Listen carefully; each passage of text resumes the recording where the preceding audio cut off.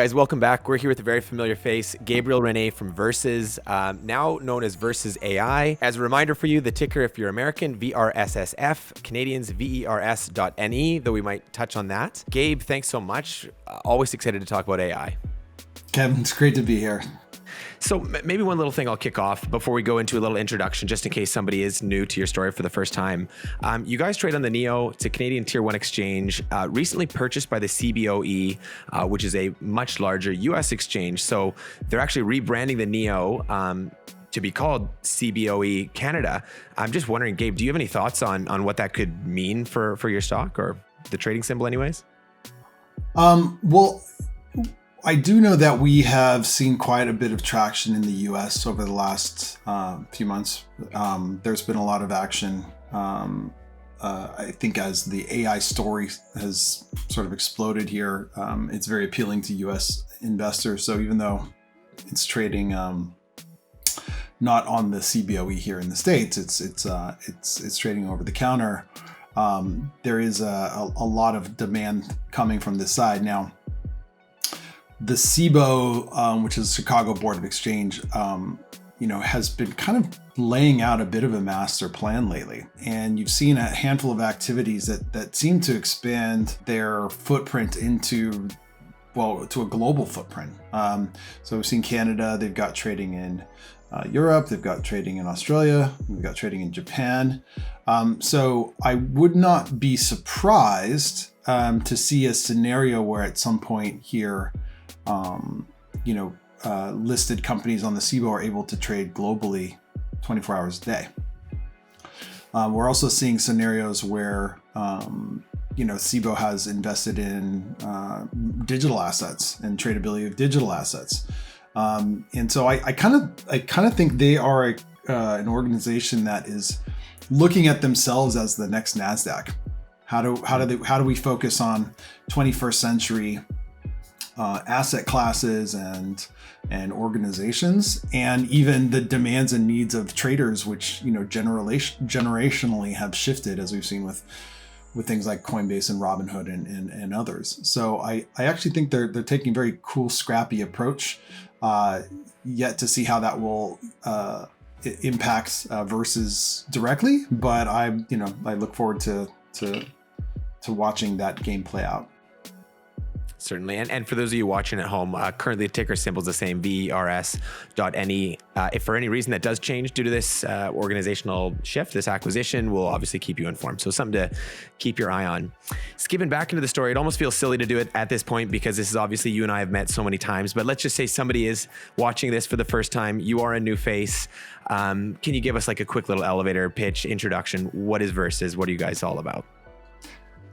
Yeah, Versus is a next generation AI company, which might sound weird because AI feels like brand new for most people. But the current approaches to AI are extremely limited. They're based on essentially a handful of companies, 4 or 5, that have the ability to really take massive amounts of big data and turn this into these large AI algorithms, which we've seen with ChatGPT and the rest.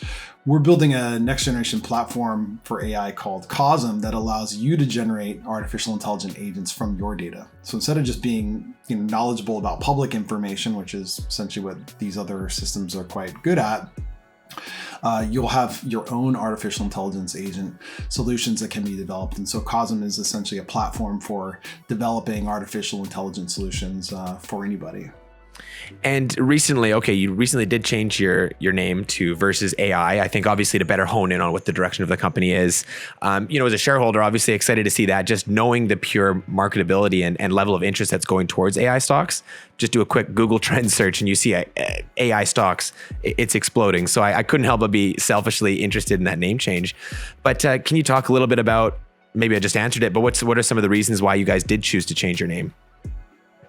One reason, which is to make people understand that we are building AI technology. The company was Versus Technologies, which could make it quite broad in terms of its interpretation. And we've been building, artificial intelligence solutions based on cognitive computing frameworks, which are out of the sort of world of biology and neuroscience, as opposed to statistical modeling, which is the current approach to AI. We've been doing that for over 5 years. So we've been, AI has been at the center of what we've been developing for half a decade, making it easier for retail investors to be able to find us, look for us when they're looking for AI to invest in, was just a very logical decision. And so from a branding perspective, we're still just Versus, but much easier to find in the AI space now because of the name change. I think that makes sense. And okay, so continuing on that, AI is trending. Obviously, ChatGPT, you hear about it everywhere. I was even seeing Sam Altman talking about OpenAI just on the news this morning. I know you have lots of thoughts about this, so I'm going to leave this very broad and just let's talk about where the future of AI is heading. It's obviously gaining a lot of popularity, but there obviously is some controversy as well. People talking about regulations. Can you give us a big kind of your thought leader in the space? Where do you see all of this going? Well, maybe let's start with where we've been and where we are now. So, the field of AI basically emerged with the concept of computers. So you go back to like 1950s and Alan Turing, and we're trying to, crack Nazi codes and stuff, and trying to figure out how to do code breaking. And they, Turing built the first real massive computing system as an attempt to try to help really win World War II. He also posed a question at the time, which was become a classic, called, can machines think? And this resulted in something you may have heard of called the Turing test. The Turing test, which has been around for about 70 years now, is essentially the idea that can I talk to a chat bot, an AI on the other side, and mistake it for a human after some significant number of questions. Now, Turing never specified what number of questions for how long, and so this has been a moving target for some time.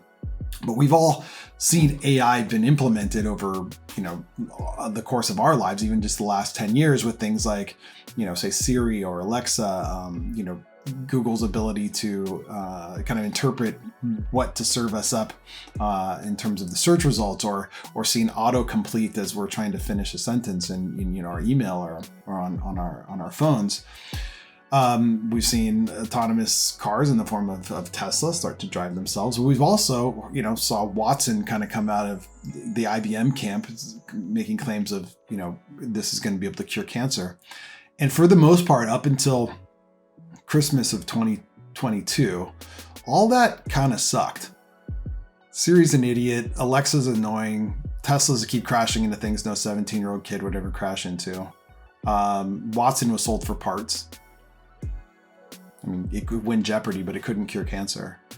So this was a real challenge, teeing up the AI, sort of arc, where really it looked like we were going into what was considered the third AI winter. There'd been several sort of multi-generational, waves of, hey, it's the AI spring, it's all going to change everything, and it didn't change very much. And then all of a sudden, ChatGPT and this new class of what are called transformers. So ChatGPT stands for General Pre-trained Transformer. Transformer is a type of AI, and it's actually embarrassingly simple. So the basis of a transformer, of which GPT is a class of, there are others like Midjourney and DALL-E, and now Google Bard has just launched, and we've seen others that essentially are what are called generative AI. They can generate content, text, images, artwork, now video, audio. I don't know if you've heard the Drake Weekend song. Yes, I have actually. Sounds like a phenomenal hit song by essentially AIs replicating their voices. Yeah. So these are kind of pattern recognizers that can mimic and parrot human ability to generate content, and in a very believable way. Oddly enough, they do it in the exact same way, essentially, as autocomplete or autocorrect on your phone. So it's just trying to guess the next word. So if I said, hey, my favorite dessert is definitely mom's, hot apple, you would not guess truck, right? That would be incoherent. Hope not. It's probably, you're probably not even going to go with strudel. You're probably going to go with pie, right? But it would be within that sort of range of things that would follow from Apple, right? Right. And so the attributes, like the idea that birds fly, or that cars drive, or that people eat, are like mathematically closer together in more sentences when they're digesting all this information from the web. That just becomes a statistically more likely thing to do. So when ChatGPT is predicting the next word, or Midjourney's predicting the next pixel over, there's no real context or concept of the bigger picture. There's no bigger picture. It's just essentially like a giant lookup table that is able to correlate statistically. The output of this is fascinating, and what we've seen is this massive breakthrough where 100 million people in 2 months are using ChatGPT. Completely shifts the entire search industry. Bing kind of pops out of nowhere after putting $10 billion into OpenAI, the company that invented GPT-4 and then built ChatGPT as an application on top of that. And just last week, we saw Google with their big I/O conference announcing Google Bard, and all of these parties integrating AI into their products. Everything from Microsoft Word to like now Google, Google Sheets and Google Docs, and Gmail will start to type for you, and PowerPoint will start to generate images for you. And so that's quite powerful, and that's going to accelerate all kinds of capabilities. On the flip side, there's questions now, as we've seen, Elon Musk and Jeffrey Hinton, who was the former, basically the inventor of this category of AI, who was at Google, who left a couple weeks ago to say, I'm worried about the existential threats here. Along with a handful of other folks have kind of raised their hand and say, we need everything from a ban to, calling for a timeout. And we've seen the Biden administration in the U.S. I was on a call recently with some government representatives from Canada. There's the AI Act out of the EU, which just popped up also about a week ago. These are things that have been churning in the background for years, but suddenly kind of found an imminent need for and calls for regulation. We just saw Sam Altman in the last 24 hours sitting in front of Congress, and most of the CEOs from the big companies were all sitting in the White House a couple weeks ago. In fact, even now calling for regulation. So even the companies themselves are saying, we want to know what the rules are in order to be able to comply, because they understand sort of three main things. The power of these technologies as they currently stand today are capable of generating things that normally humans did. This means that the disruption in terms of the amount of content that can be generated, we went through an age where large media corporations were essentially the content generators. We went into the Web 2.0 age, and suddenly it's user-generated content. And you and I are sitting here, and now you're a media tycoon, right? I mean, like, anyone can have an audience, and we all now have variations of these. That's a complete new phenomena. Well, now imagine AI-generated content, where you can generate 1,000 times more content, or 10,000 times more content. And so there have been predictions that maybe by 2025, like 90% of all content on the web could be generated by AI. Wow. Given their ability to write anything, the fact that these systems can be directed to say anything, and that they can then show images and even video. We started to see, we saw a recent one just a few weeks ago about the Biden administration that was all generated imagery and video that was of scenes and scenarios that didn't exist, that weren't true, that to the human mind appear to be real, right? And so misinformation and or just content generation in general is one big question. What sort of regulations should there be? Can there be? Do these things have to be labeled? What's up there? The second one is clearly economic. What happens to the jobs of people that are creating content, that are making stuff? And what happens when you democratize that so that, like on Midjourney, there's, 10 million people paying $10 a month to be able to generate artwork that looks like the highest quality art, you've ever seen. More art's been generated in the last 4 months than in the entire history of humanity by more people. Wow. At a higher level of quality. So you get quantity and quality. What does that do to designers? What does this do to writers? We're already seeing these issues here in Los Angeles with the writer strikes. So what is the impact on jobs? If, Andreessen Horowitz was the big A16Z, is one of the $30 billion VC fund here in California, out of Silicon Valley. So that they think that the impact of this is somewhere between AI being able to disrupt all software, so between all software and all human activities. Somewhere in there.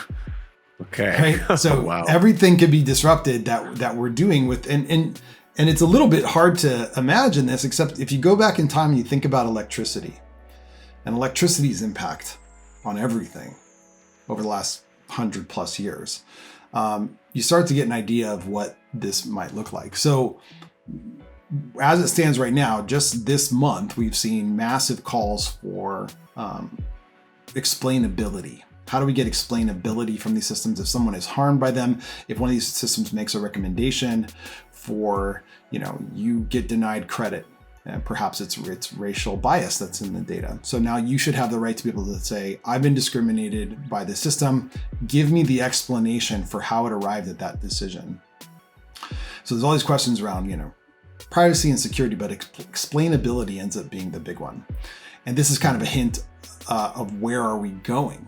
The AI Act has a section called Article 68C. This is like a few days old that essentially is talking about somewhere between 10 and $30 million fines per incident, or 2 to 6% of the company, depending on whether it's a medium risk, high risk, et cetera, sort of system, and whether these harms, the scale of the harms. So this is a real hurdle for the current approach to AI. And so the big question, which I'll pause on here for a second to get your take on it, is that it's possible that these systems actually will not be able to be deployed at the scale that we're talking about, given the current approach and arguably necessity of their transparency and explainability and the ability to have certain levels of trust around privacy and security of these systems. So that is the big unknown that we're all rolling into. Hottest technology in history, $15 trillion market opportunity as per McKinsey, an impact on GDP over the next 7 years by the end of the decade. And yet, risks to, personal risks, economic risks, environmental risks, and perhaps even existential risks. There have been a handful of people saying this could get out of control. It could turn into the sort of Skynet scenario that our sci-fi stories have sort of suggested, right? So it's a powerful moment in time, and we kind of stand on the precipice, I think, of a few different roads out of here, right? Or roads to the future. So that's wild. One thing it makes me think of, so you're talking about regulation obviously forming now. It kind of takes me back to, early-ish crypto days, 2017, let's call it. I know that's not considered early by some people, but that's early enough. And there was kind of this period of time where it's Wild West. And I mean, to many people would probably argue it's still kind of like that, but it's taken so long for the regulation to catch up and understand the technology that there's this kind of chunk of Wild West time. Where do you think we are in terms of like that for AI? Like, do you think regulation is going to move faster because AI has been around so much longer? Or do you think this is going to take like years and years and years before any of these rules are implemented?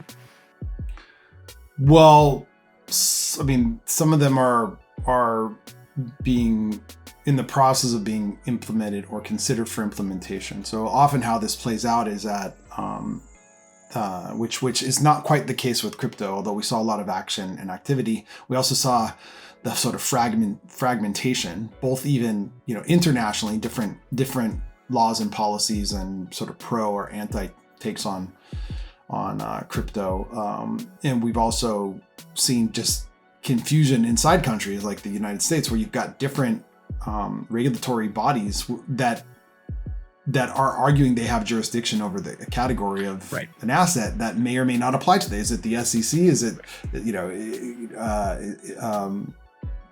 there's a bunch of debate over who has regulatory powers and how when they apply. What is the IRS's perspective on this? And, is it a commodity, or is it an asset, or is it an investment? And so these sort of things are similar in the sense that the frameworks that regulation used, those maps don't apply to the new territory in the same way. Something goes like, there's this old joke, it's an old story. It's a kind of an Indian story of the blind men and the elephant, right? There's like 5 blind men, and they all come across an elephant. The elephant's been terrorizing the village, and these blind men are supposed to sort of figure it out. And they each like get a part of the elephant. So one gets an ear, and one gets grabs onto the trunk, and one grabs the tail, and one grabs the leg, and they say like, oh, it's, what do you got? And it's like, oh, it's like a sail. It's like oh no, it's like a tree trunk. Oh no, it's a rope. Oh no, it's a it's like a snake.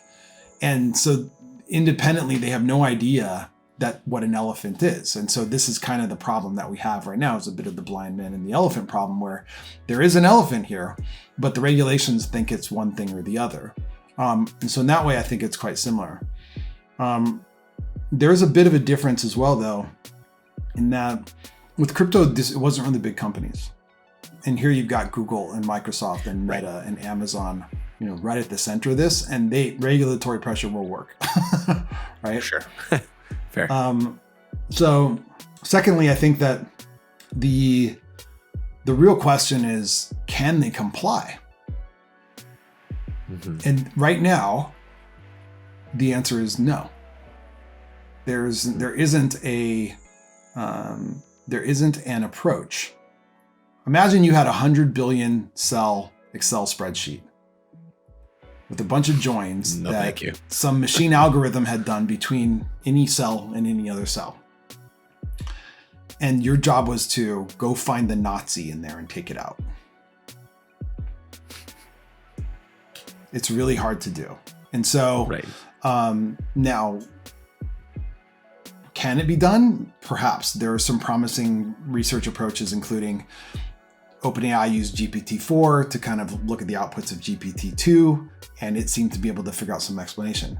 Is the European Commission or the FTC or any other regulatory body going to say, oh, your internal audit is fine, that's good enough for us? Oh, it's on a system that's like 4 years old, that's basically been deprecated, that no one's using. So then, and by the way, isn't the current system biased in ways we can't tell? So how do we like, who's watching the watcher, right? Like this is a real problem. So yeah, I think the typical approach when we've seen things like this, which I would say are not quite like crypto, although there are some, it does rhyme, is that in the case of the AI Act of the EU, they'll probably lock the language down next year, and the lobbyists and everyone will be trying to like move words and make sure that these companies want to make sure that they have a path to compliance. Otherwise, it's a really dangerous game. There'll be a grace period. The EU will say 2 years. These companies will argue for 4. They'll settle on 3 to get their act together. And during that time, they'll spend billions of dollars to try to figure out how to become compliant. So the first thing is like, how do they get the bar at the right place? The next is how much time can they get to try to become compliant? And then they got to figure it out, because there isn't really a path to it. And in the end, it's TBD whether that will work or not. I mean, we've all kind of seen GDPR. It's been sort of like it's an attempt to protect everyone's data, but it's a user experience nightmare. Right. So but often where the EU goes, the rest of the world follows, because they tend to take a stricter approach around civil liberties related things, regulation. So this is a really wild defining moment, and I think that the impact of this is going to alter the path to how we get to AI that is actually useful, beneficial, and can be compliant. Now, as Versus, we just announced last week our third phase of a 5-phase project with the European Commission we've been doing since 2020, called Flying Forward 2020, which is essentially, how do you translate the laws in 5 different countries in Europe into something that is not only explainable, well, let's say not explainable to humans, but explainable to AIs, so that they can operate relative to the constraints set up in the laws. Right. And so we are, as I understand it, the only group in the world that's able to deploy these systems in such a way that they're able to translate the laws into something that AIs can understand, that we can then understand what decisions were made around that. And so our approach is based on a very different approach to the rest of the market, which is really focused on using big data, trying to understand patterns, extract those patterns, and apply those patterns. It turns out, though, that the real world doesn't operate like this, and whatever your best decision in the past was not necessarily the right decision in any given new situation. Right. I'll give you an example. Like, imagine you train AIs that are powering cars to stop at stoplights. So they've got cameras, they can pick up red versus green. They're actually better at it than we are, right? And then there's a power outage in the whole city. They've never encountered that situation. Do you remember driving when you grew up? You were sitting in cars. You understood the background context.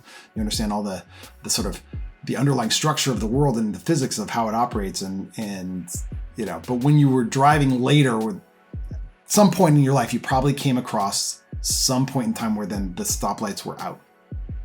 Mm-hmm. And everyone at that has to just kind of like figure out who's going next and who's not. Never right? smooth. Never right? smooth. Sometimes you got to make eye contact. Sometimes, you know, but people adapt because they're able to extrapolate from the sort of principles of the operation into a scenario that they haven't encountered before. And this current approach to AIs cannot do that. They can't learn anything new. When it's like a map, when they print it, right? They ship it out, like that's it. GPT-4, that's all it has. It doesn't learn anything new. And so we need new approaches to AI, and that's what we've been pioneering. So there's two major sort of differences. Number one is we developed our artificial intelligence based on a set of sort of modeling standards, how to build, how to teach AI human concepts of human knowledge and human experience, and translate that in a way that they could model the world in the similar way that we do. And because of that, we're translating it in, we can also then read it back out. And so we can understand the decisions they're making. The second part of this is build a different kind of AI that doesn't learn off of lots and lots of data, but learns off the data you give it, and then can learn by testing it out in the world and then improving it in ways that we couldn't, and explain that to us in new, powerful ways. So this is where we think things need to go, right? Today, there's like two paths. You essentially have free market. Let these companies do whatever they want and don't regulate them. We all want the benefits of AI, hit the gas, right? You've got the government approach, which is no, we don't want them to do things that could cause harms, or have issues with just only a handful of companies centralizing this power. Hit the brakes, right? And yet there isn't like any sort of middle path. So the middle path has always been standards. So today we have Wi-Fi and Bluetooth and HTML and standards for every electronic device and every telecommunications network, and that operate the basis and backbone of the internet and the World Wide Web and that we interact with today. And those global standards organizations like the ISO, who's the International Standards Organization, or the IEEE, who does it for electronic systems, have hundreds of thousands of members, scientists, engineers, regulators, and they all come together to basically debate the merits of a standard. And what this does for industry is it lets companies build Wi-Fi routers because they know exactly what the specification is that they need to follow. And so everywhere you go, Wi-Fi will work interoperably for everyone. At the same time, they can compete on other features without having to compete at that level. What we need is a similar approach for AI that allows AIs to be registered when they're these sort of big systems, that allows AIs to methods for modeling information that are interpretable and explainable, and that then can be used to be interoperable and scalable, and that aren't then just a function of 5 companies that have the power to do it, but give every single individual the power to sort of generate their own artificial intelligence solutions, and enable safety precautions and compliance that ensures that those things can't get out of hand or break the law. And so essentially that's what Versus is doing. These guys are renting you their AI system, right? What we're doing is giving you KOSM as a platform that lets you build your own AI. Let businesses build their own AI solutions. Let individuals customize their own AI solutions. And what's great is that you've got an AI that not only doesn't require all this big data, but will get smarter and smarter and smarter every single moment of the day, and learn more and more how it can be a better service to whatever the goals that you laid out. while ensuring that those goals, are not ones that can cause scalable harm and that have to be compliant with the laws of the land. Just like essentially what we have with cars today. We have to register the cars, we have to drive them in safe ways, and that's what now we need to extend that to AIs that are going to be driving the cars. And so we think that KOSM and our approach to AI is actually the future that of artificial intelligence. Allows for scalable, widely deployable. Users do not require special sort of skills to be able to do this. It applies to large governments and organizations and just small groups and individuals, and it lets you generate your own AI that gets smarter over time, as opposed to just this sort of frozen giant block model of an AI that only like 5 companies in the world can deploy, while ensuring that it's explainable and interpretable, can be aligned with our values, our laws, and our goals. Well, okay, that's a perfect segue into the next thing. I really want to talk a little bit about GIA. So for those of you, watching at home, you're not as familiar. Artificial general intelligence is kind of like this holy grail. So a quick Google search and you'll get up to speed and you'll see what I mean. So let's talk about this, general intelligent agent. That's GIA, what I mentioned. That's kind of like a code name, if you will. You've recently announced it, but why don't you give us give myself and the viewers at home like a high level overview of like what exactly is this and where do you see yourself kind of taking this product essentially? Well, what we've largely seen come out in just the last 4 months, and let's be honest, this is the industry is like not even half a year old yet. Right. the background technology is 60 years old, but the industry has really just emerged in 2023. We're not even through the second quarter, so there's a lot of uncertainty, even up to the point of what we're talking about around regulations. When we look at the product offerings, which are starting to roll out, you can look at ChatGPT as a good example. It's largely been chatbots. So you can have extended conversations with these things, but they're operating on public data, meaning like you can ask questions about the War of 1812. You can ask it to write you a poem about your love of Toronto. In the style of Edgar Allan Poe, or as a rap that Drake does, right? And so it can generate this content. Write me an article on a particular topic, write me a business plan, write me a customer service script, and these are powerful capabilities. But what it can't do is these things have no memory, like zero memory, right? So there's a sort of illusion of memory, which is when you're talking to ChatGPT that it's keeping track of what you're saying. Now, ChatGPT in the app is sort of doing that, but what's really happening is ChatGPT is an app that's essentially a website that is calling the GPT-4 model, which is sitting on a bunch of servers burning like power of a small sun. And every time you ping it, you might think that you're just sending like the next sentence, but it's sending everything that it and you have said during that entire chat. So as it gets longer and longer, it's sending that. It sends this amount, and then it sends this amount, and then it sends, So it's compounding the total amount of compute power required for every single sentence or request that you have. Why? Because it has no memory. And so all that's happening is it's just resending everything and then predicting the next word and the next word and the next word mathematically based on everything that's been said so far, slightly contextualized by whatever the last thing that you said.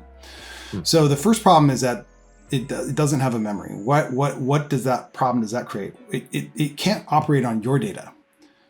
So you have, Google just came out with, hey, we're going to add Google Bard to Gmail. So when you're typing Gmail, what they didn't say was, we're going to have an agent that crawls all your emails and is able to basically provide you information on, imagine if you just had analytics of who you sent, what you responded to, what you didn't respond to, the tone of it, be able to ask any question across any set of apps, not just like Gmail, of any of your data, and you're starting to see what the benefit of something like GIA would be.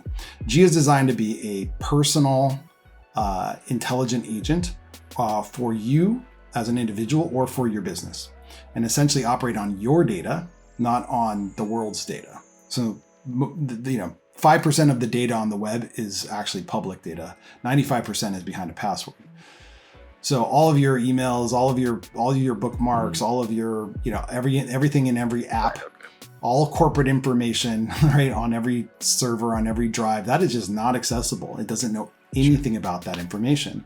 So KOSM is designed to basically set up a service for you that hosts your data on your behalf, meaning it's not my data, it's not our data. I don't want access to it. I don't want to look at it. I don't want anything to do with it. We're going to host it in a way that it's owned and controlled by you. And then you're able to generate an agent from that data that can offer any sort of analysis, recommendations, explanations, predictions, planning, simulation, or even take actions on your behalf. So the idea of Gia for you as a personal agent would enable Gia to, not just respond to emails, which it certainly can do, or texts on your phone, which Google can't do because that's probably on an iPhone. So it's a cross-platform, sort of universally accessible agent. You could access it on your laptop, on your computer, on your phone, on your smartwatch, whatever you want. And it's going to basically have this profile, this memory, your knowledge base about all the information that you want to provide it. And then it'll be able to provide you that sort of analysis and recommendation, but it'll also be able to go do things. So instead of you ordering food from DoorDash, it will order it for you. And it's going to know what your dietary restrictions are and what your preferences are. Instead of you ordering an Uber, it will know what your location is. It's going to know your preferences, your routines, your schedule, access to your calendar, and start to say things like, oh, you're coming to town to meet me. You and I have a reservation. Your flight is delayed. It notices, it contacts me and says, Kevin's not going to be there in time, but I know he loves this breakfast spot. Are you cool to meet there in the morning? I'll book the reservation, and then sends a text. Wouldn't that be nice? Updates you when you land. Yeah. So imagine the power of not just analysis of anything you have, but the power of automation. Now, this automation is not limited to digital systems, of which our agents are designed to be fluent in, but also in physical systems. So our agents are the kind of thing, because they're also adaptive and learning and getting smarter all the time, that then developers should be putting into cars, that you want to put into a smart refrigerator, that you want to put into IoT devices or drones or robots. And so we see a world where our KOSM platform and the agents that are generated from this data are specialists in whatever domain of information or domain of activity that they operate under, in ways that are compliant, in ways that are transparent, in ways that are explainable, in ways that are constantly learning to get smarter and smarter and optimize over time. And so the power of that now distributed in such a way that anyone can essentially have that, we think is a radical optimization capability. And it's a little more akin to being like a power company, right? People can make billions of different products that plug into walls, from computers to lamps to TVs to toasters. What we want to do is make those smarter computers, smart lights, smart toasters, smart cars, and essentially all of this is just to make you more smarter and effective in the world. And so that's the idea behind where we're going and where we think the industry is going. It's incredible, and I had no idea that the split between data behind a password was 95% versus 5% public. That's kind of mind blowing to me, but I guess it makes sense when you think about it. So, okay, well, there's kind of one main thing I want to finish off with before we go into a bit of a conclusion. Like, you've announced a lot of partnerships lately. Two specifically jump out: SVT Robotics and Simwell. Do you want to kind of talk about that a little bit? What does it mean? What are you guys doing? Just give us a bit of color around those partnerships. Yeah, so this is mostly associated with the work that we've been doing with our Wayfinder agent. So Wayfinder is a KOSM agent that essentially helps route warehouse workers through warehouses. So it's sort of like Waze for warehouse workers. So instead of an Uber driver who may not have any knowledge of the city that they're driving in, but can do it more effectively than the local cabbie, because the map is in real time able to sort of provide them routing, from one restaurant to another, to your hotel, or to the airport. We do the same thing by having our system map the environment, all the locations of the inventory of the products, and then give the worker a handheld application inside of the device they already have that then talks to them in their ear, speaks to them in their language, and then gives a personalized routing instructions for those workers, right? So instead of Gia being personalized, agent for you and your data and your information as an individual or for your business, this applies to these workers. And so we've seen, 35+% productivity gains in the warehouses with the early clients that we've deployed. And then that's essentially a human worker. Well, AI navigation is actually a very new thing in the supply chain space. You think about Amazon and these other environments, but that's single-digit percentage of most of the warehouses of hundreds of millions of square footage around the world, actually billions of square footage. And so, optimizing and augmenting human workers is important. With SVT Robotics, they're like, how do we optimize and augment robotic systems? Now, today, each of these robotic systems are trained on their own data. They have a black box understanding, and they don't know where each other are, and they can't share information. And they don't have any they might have like motor skills, but they don't have like a smartest path through the warehouse.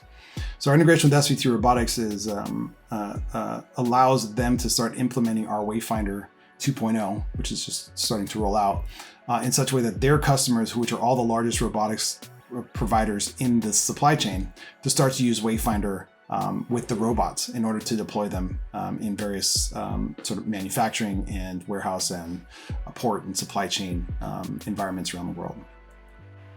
Well, that's particularly cool. And what about Simwell? Simwell is a simulation partner, so they're able to run simulations. So you can see how this would be helpful if you're trying to plan a certain set of activities where inventory should or shouldn't go. Where should we put stuff in order to get the fastest routes? Simwell is integrating with our KOSM platform in order to be a partner that can demonstrate simulation capabilities that then also will allow these large sort of supply chain customers to be able to simulate large scale activities that then can trigger certain deployments of human or robotics workers that are AI driven. And so it's always so fascinating. I feel like every time I talk to you and have a conversation, it's just such a look into the future that just some of these things, you forget that a lot of it's happening now.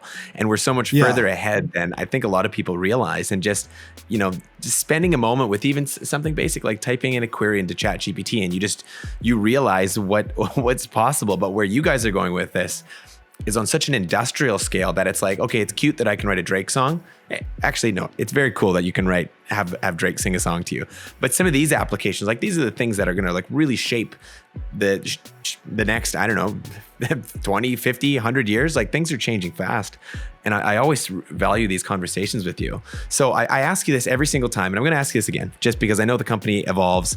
I love finishing with a bit of a shameless pitch or the investors watching where you're at now. What's the pitch right now? Why should somebody be investing in this stock?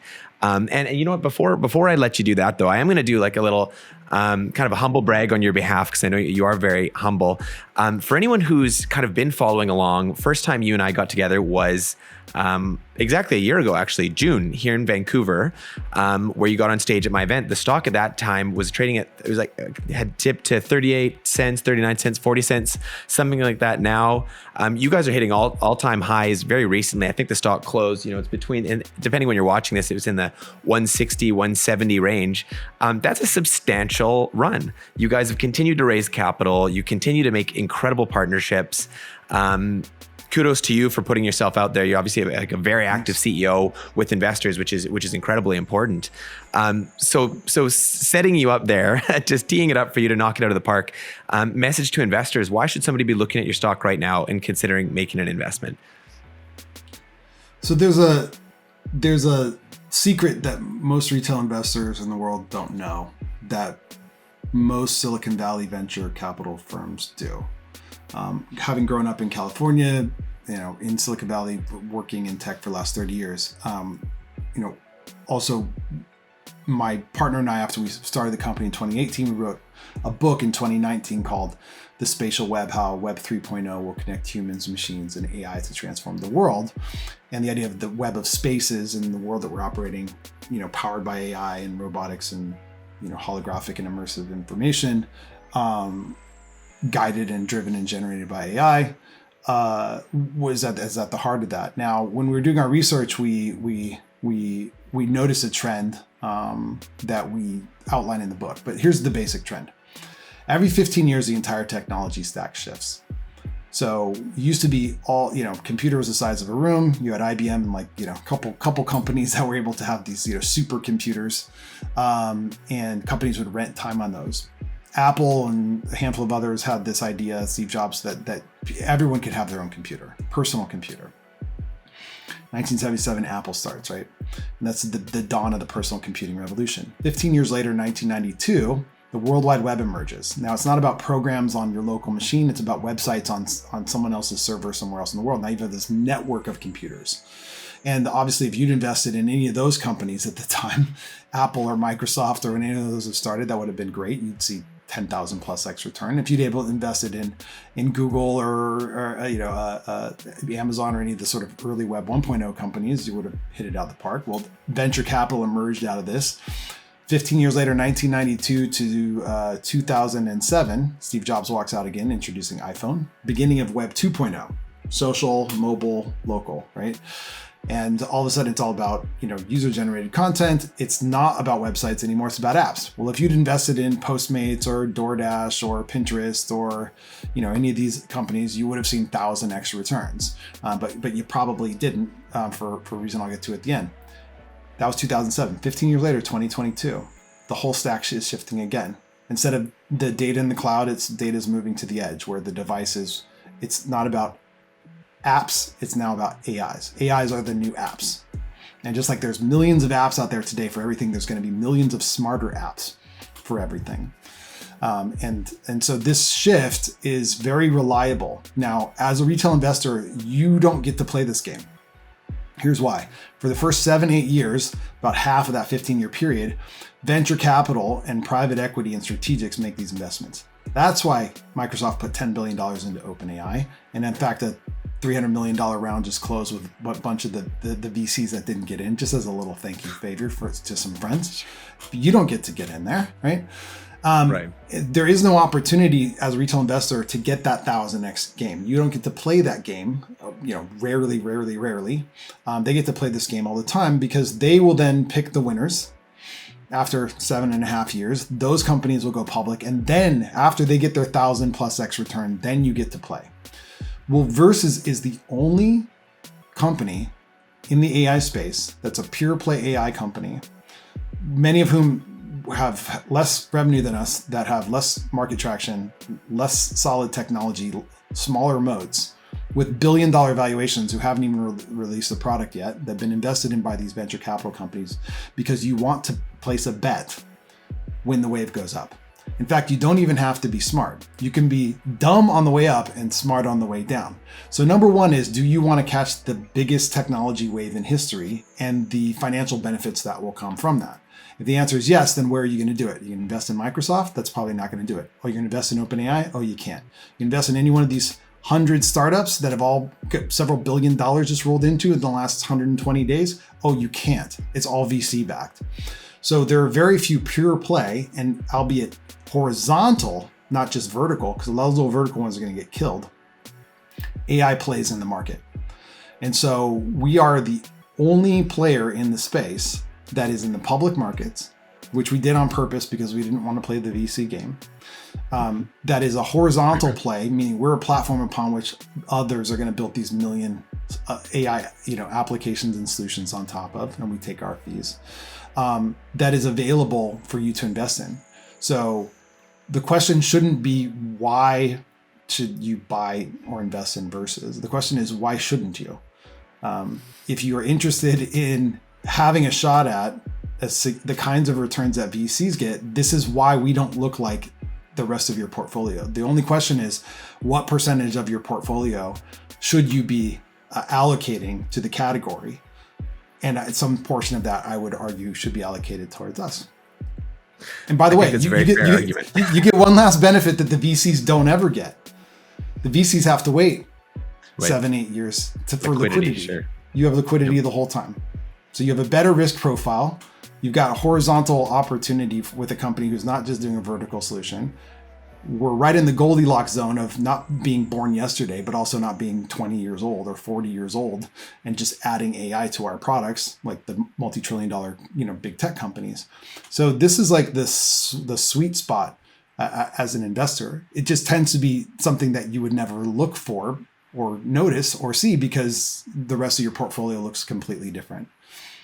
And that's why I would invest. Well, I love it. It's always so compelling. So with that said, if you do want to invest, again, if you're an American, VRSSF, Canadian, VERS.NE. You can trade it on pretty much any trading app. If you have any issues, by all means, reach out to us and we can help you figure it out. Gabe, a pleasure as always. Thank you so much for giving me your time, for giving the audience your time. As always, I can't wait to do it again. I'm just going to say thank you. And that's it from me. Thank you, Kevin. Great to see you again. Talk later.